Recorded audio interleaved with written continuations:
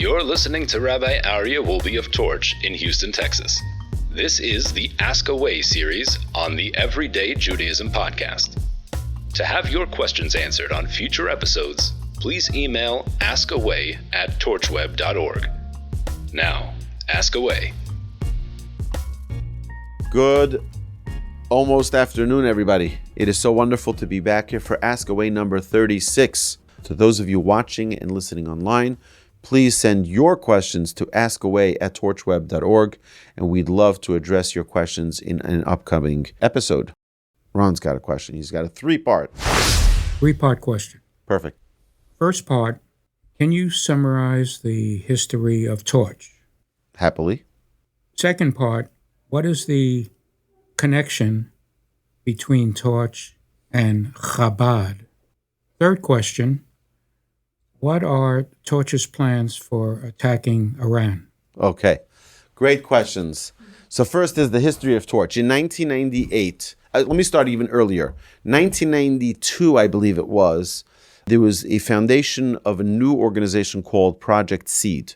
Project Seed would send yeshiva boys out to different communities, outlying communities outside of the New York, New Jersey, densely populated religious communities, and they would send yeshiva students to various communities to help inspire and to learn with people. And I did that in 1999. I went to Memphis, Tennessee, had a magnificent time, lifetime friendships. It was absolutely remarkable. We helped establish a full-time learning kollel when we went to Memphis. That was the outgrowth of our program, was that the community said, we got to have scholars like this throughout the year. It's not enough to just have it over the summertime. Houston had it for several years. And it was probably the first meeting that they had to discuss about the founding of Torch was actually in my house, which only 20 years later became my house.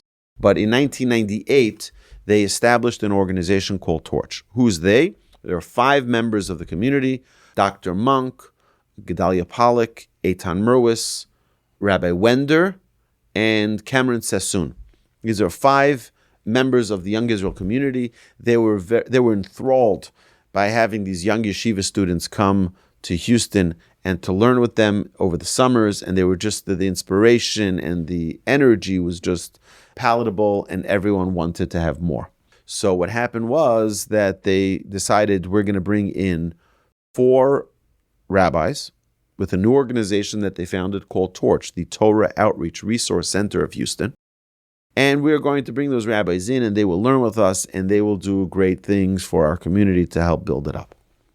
And 4 rabbis were hired, and those 4 rabbis very, very quickly got involved, not only in the community over there, in the Young Israel community, but got involved in the broader community, and realized very quickly that there's a great need in Houston and in other cities for there to be a lot of Jewish exposure for people who are thirsting for Jewish knowledge, people who are thirsting for Torah, wisdom, for understanding about Judaism, for connection to God.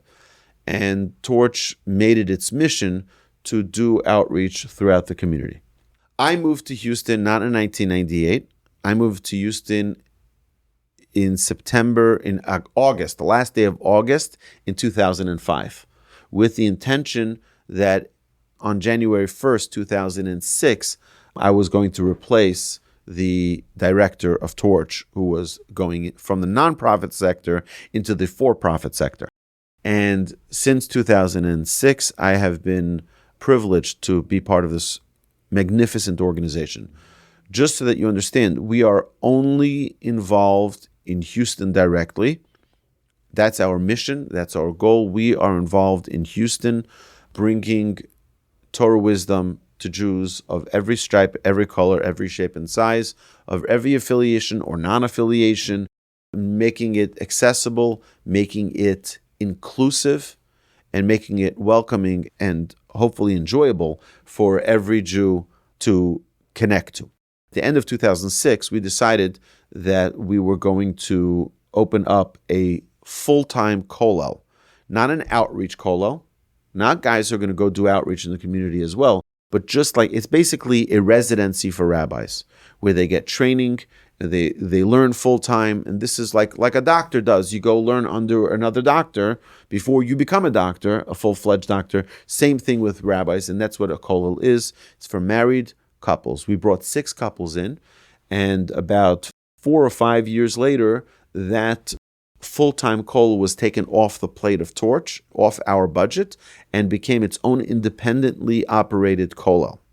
So there is a kollel here in Houston today, which has about 15 or 20 rabbis, beautiful scholars who are learning full-time in the community, and really they're the engine of our community's growth. And Torch is very proud to have been privileged to found that project. Okay, today, now for me, 21 years later, and since the founding of Torch, almost 28 years since its founding, have seen thousands and thousands of people who have learned and grown in their Judaism. Some have become Shomer Shabbos, some have become mitzvah observant, some have become influenced to make a decision to marry Jewish, some were influenced to have their children go to Jewish day school.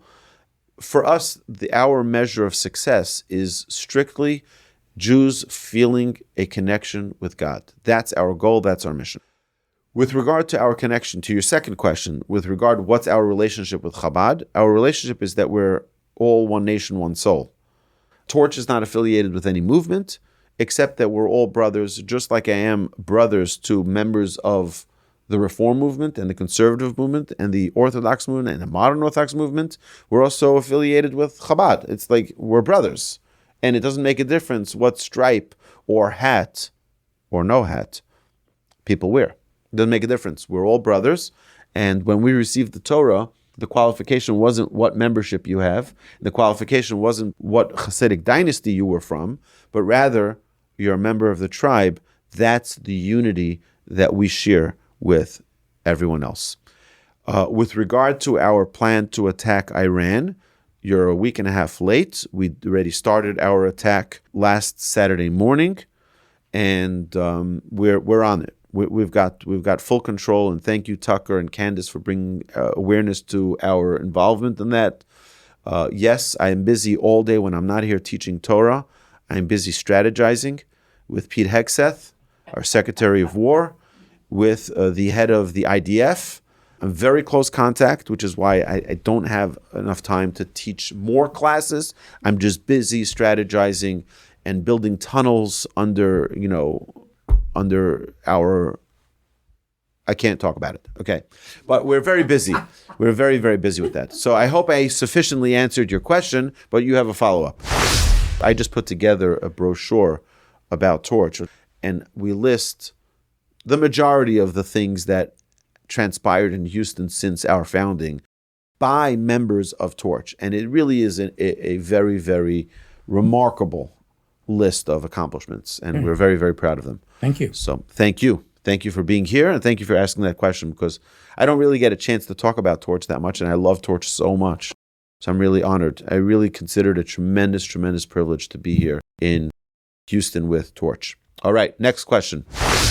My first question in regards to the laws we were studying, does the 1 to 60 law apply if there's some residue in your sink?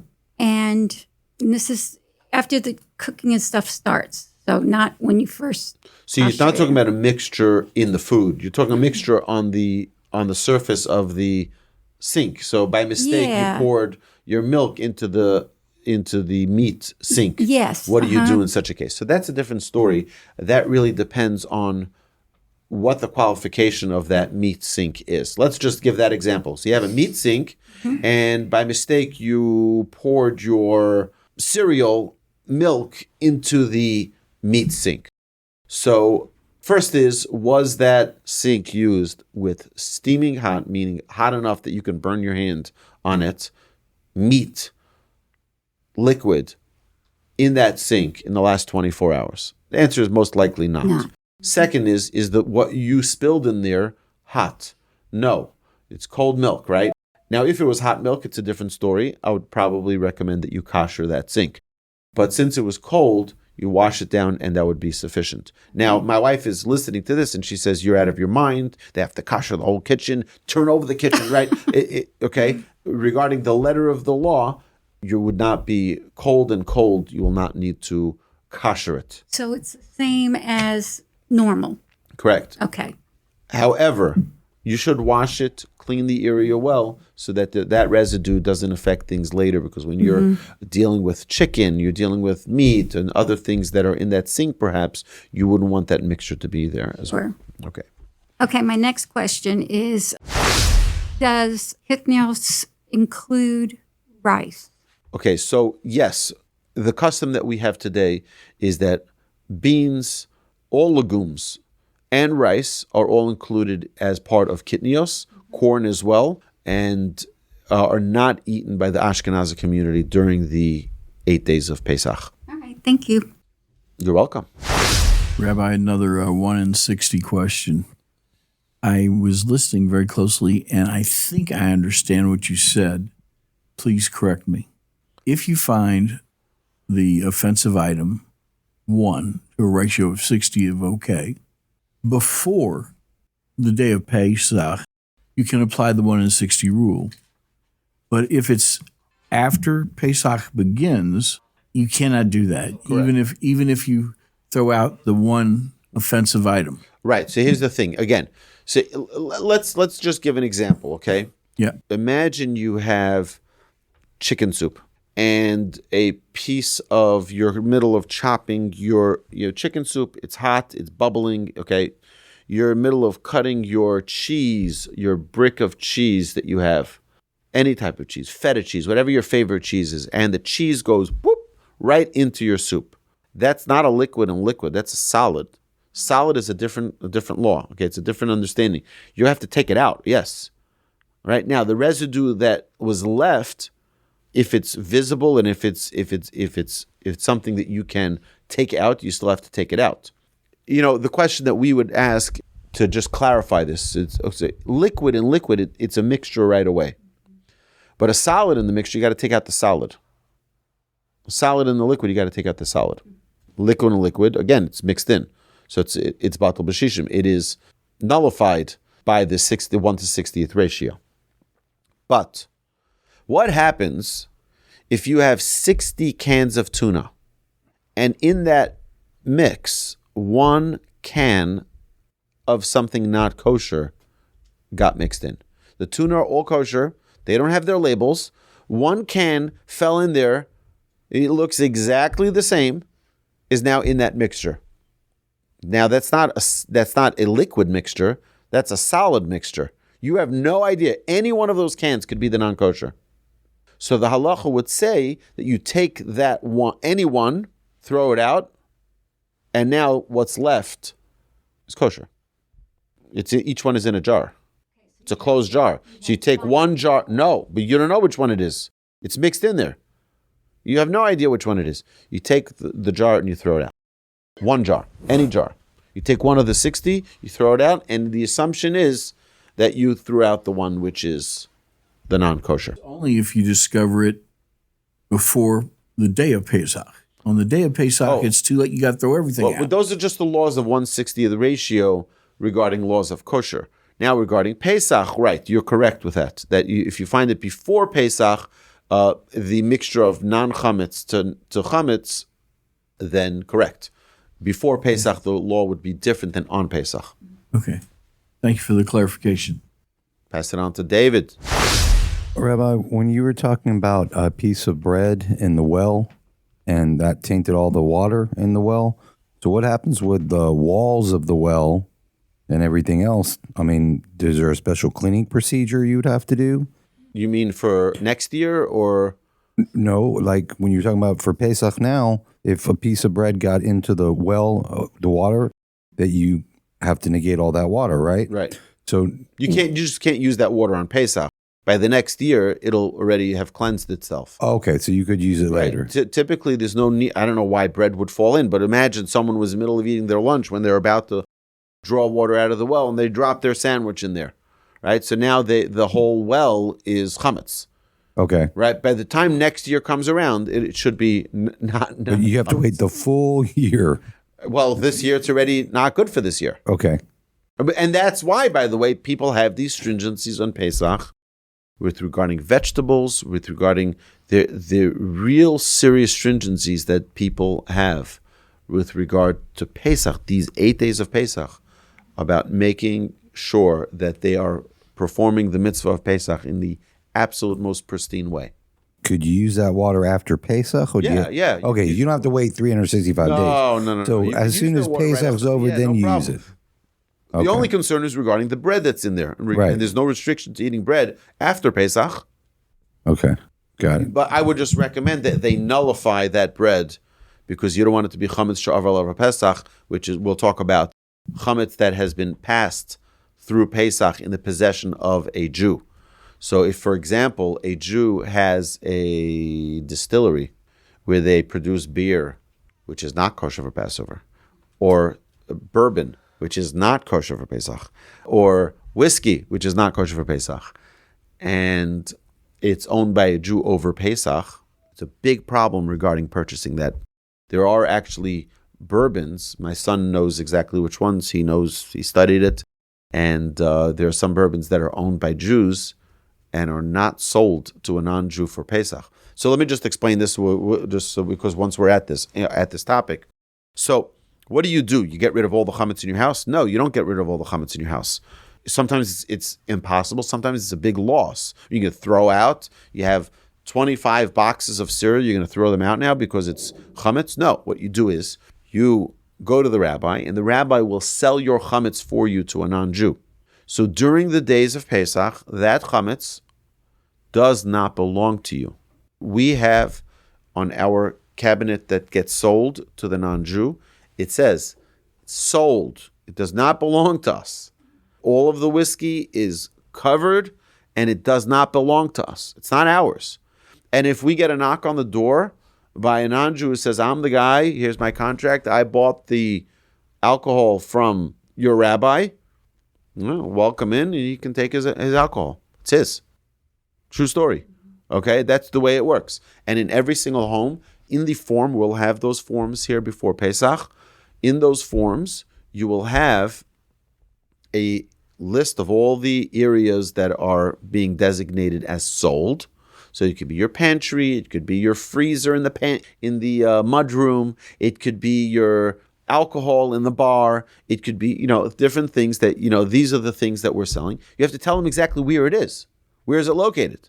How do I get it to the house? You give them all that information. It's not a joke. It's a real sale. It does not belong to you.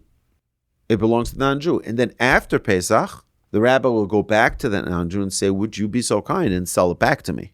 And if he says no, it's his. And if he says yes, you say, thank you very much. How much would you like for it? And you pay him back for all of the stuff that he wants back. Now, if he wants it at a premium, then you're going to have to pay it if you want it back. He doesn't have to pick it up. He can leave it in your house. He's not picking it up. So the non-Jew is not coming to your house to pick it up. He can leave it in rent-free. If he wants to pick it up and enjoy it. Now, most people that you find as non-Jews to purchase that understand that it can't belong to the Jew during these days. But they can, if they decide to, go and enjoy it, feast on their non-kosher for Passover food. Okay? Excellent question. Thank you. Okay, so there's something called ha'agala, okay, which we discussed previously. We're going to discuss it more in depth, hopefully next week. Ha'agala means as follows. Let's say, if I understand your question correctly, let's say I have silverware that I use throughout the year. I have my becher, my Kiddush cup or goblet that I use for Kiddush every single Shabbos. Now, that is on the table with not kosher for Passover things the entire year.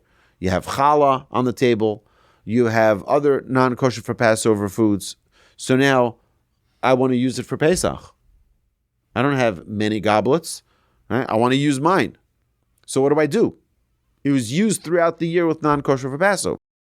So what you do is something called ha'agala. Ha'agala means that you boil up water, and the HK used to be Torch exclusive. Now it's HK that does it. And they have an entire morning where you go, you bring all of your items that haven't been used in 24 hours.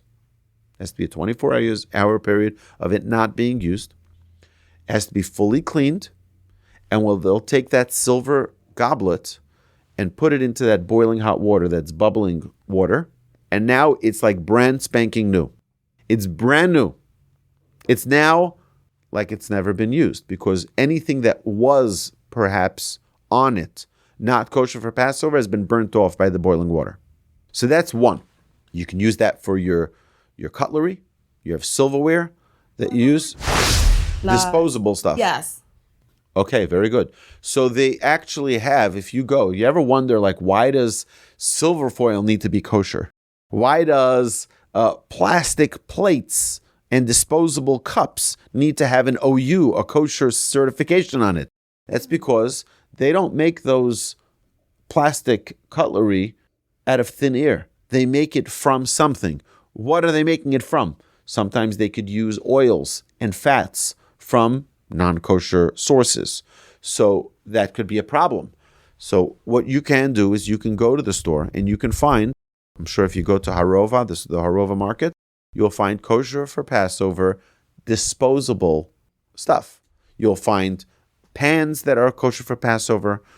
You'll find plates and bowls and spoons and knives and all the cutlery, everything that you need, which is kosher for Passover, because it was made by a Jewish company who is aware of this and is ensuring, with a supervision of a rabbi, that they're not using non-kosher for Passover components in its. You may be able to, you just have to look up. There are unbelievable resources online. I think the CRC, the OU, there's Rabbi Blumenkrantz has a book, which is the Pesach Guide. It's a beautiful book. They've been publishing it for like 50 years. Every year, new information, because there are different companies that use different methods. You ever see like new packaging, same great taste? Sometimes new ingredients, same great taste. What are those ingredients? I have to find out what's going on in there. So sometimes they use new methods.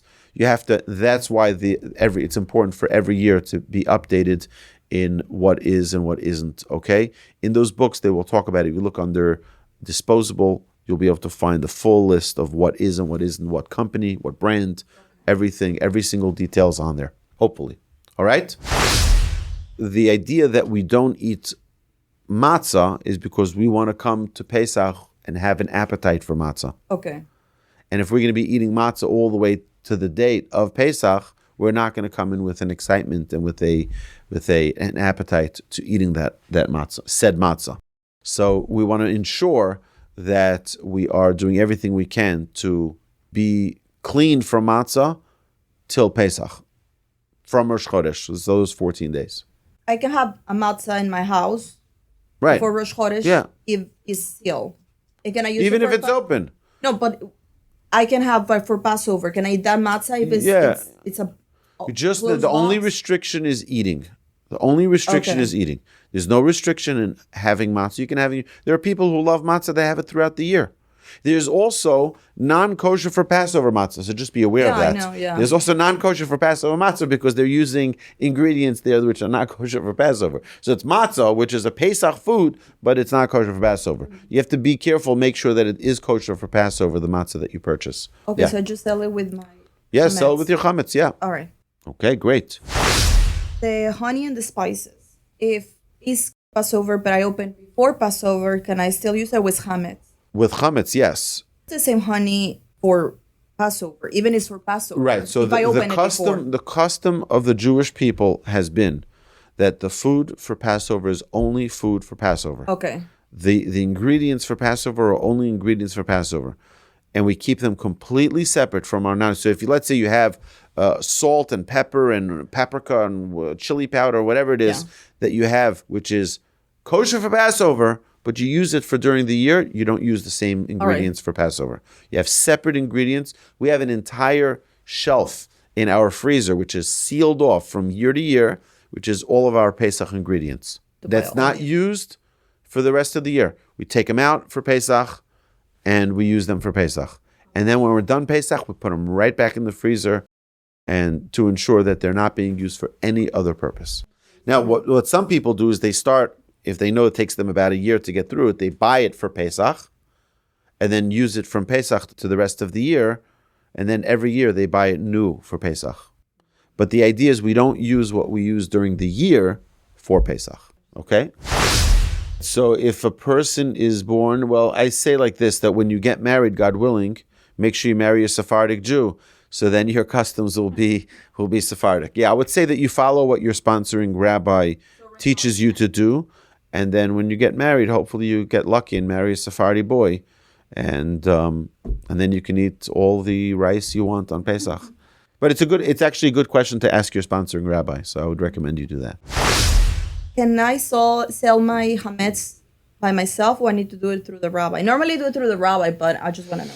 Yes, every person can sell. There's no reason the rabbi doesn't need. There's no rabbi tax on it. It's like you can sell it yourself. But the thing is that they have a very specific contract that they write to the non-Jew to ensure that the proper halachic parameters of the sale are fulfilled, and that's very important.